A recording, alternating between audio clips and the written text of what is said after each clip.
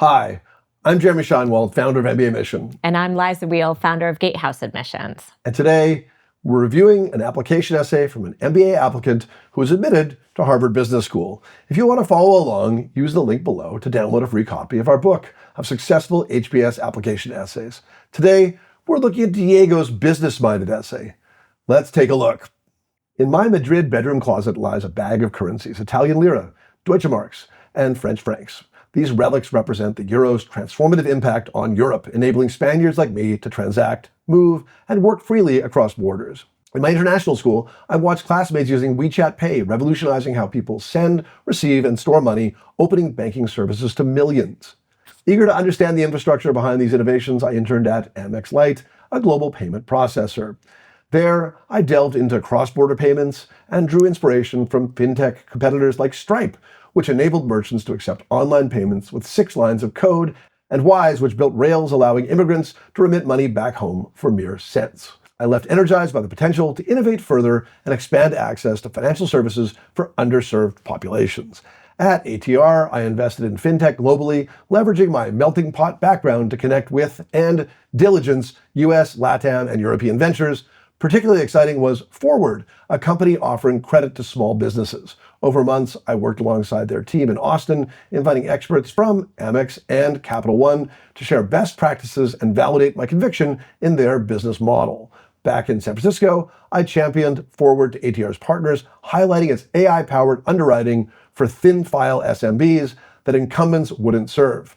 Securing partner buy-in was a stamp of approval for my credibility in identifying fintech growth opportunities.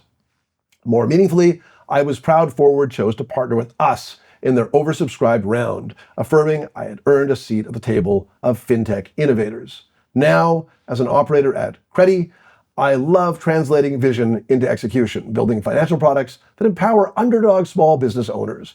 Fintech drives upward mobility and economic growth, and I'm committed to harnessing its potential to create lasting global impact. Okay, Liza, any initial thoughts to Diego's essay? Well, let's see, lots of thoughts here. I really appreciate how much he's really stitched together this sort of interesting melting pot background. He mentions he's a Spaniard, but then he mentions sort of this international school that he was in and connecting across different LATAM and European and US ventures. He just does a nice job of sort of integrating a little bit more of who he is as a person with his goals, specifically around fintech and how he's been inspired by the industry from the beginning when he saw these signs of them, even with like WeChat or with the lira, which I think is just an interesting, call out to some of the different currencies, which is just a really nice touch to personalize what becomes, some not industry heavy, but there's a lot of focus on the business, if you will, of the different companies that he's evaluating. So it's a nice touch to bring some humanity or his own personality into the essay. Yeah, I agree. You take out that it's such a small thing, but you take out that reference to the lira and the Deutsche Marks, and that situates him in a certain period of time. It sort of says like, wow, look how things have changed. These are these are relics already. Like within my lifetime, I'm a young person, and I've payments have already changed a lot. You take that out, and it just sort of it lacks. That does a lot of it carries a lot of the water for him, and it without that detail, it lacks it lacks context.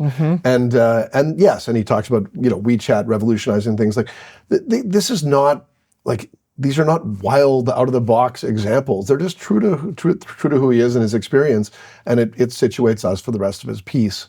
I think also within this, his story about advocating for this payment processor is really important. It shows like his engagement with them, and it shows his capabilities. It's not just about currencies and payments. It's about his ability to actually, as a relatively junior person, bring in lots of thought leaders and to basically create a thesis that a lot of other people will follow. So he does a nice job of like threading in his own accomplishment and impact at the big boys table, so to speak. Yeah.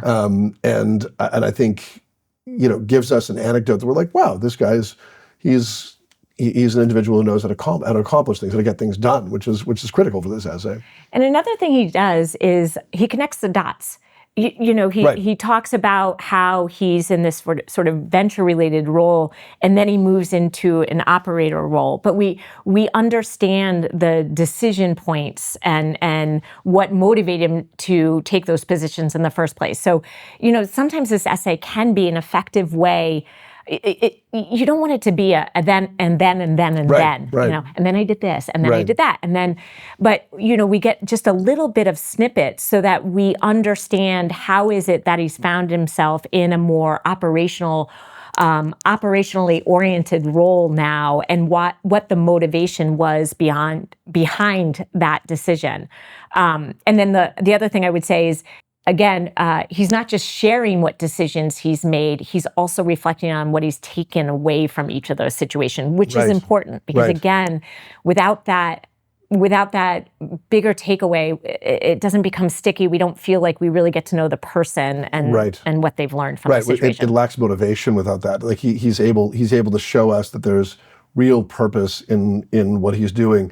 And the purpose, again, it doesn't need to be, this sort of proverbial like, oh, well, I'm not curing cancer. Like, are they really going to let me in? They're not expecting that. He's just saying, I'm really deeply intellectually engaged in this space, and I like it, and I'm motivated by it, and there's change, and it's exciting, and I can be a leader in this space, and that's totally fine. Like, business schools want people who can be leaders in dynamic spaces. Like, that's great. Yeah, exactly. And I'll end on at the end, he gives us a little bit of a preview about his goals, but he doesn't spend a lot of time on it. But we almost don't need too much more verbiage on it because we know it's going to be fintech. We know it's going to be something AI related because we've just had this entire essay about it. And he does have that short 500 character response in the online application where presumably he might have gone into a little bit more detail of what sort of role he might pursue after business school. So I think this was a strategic choice, a good strategic choice of his on how to use the real estate of this essay. Yeah, I agree. I think we get a sense of his commitment. He's always been in it.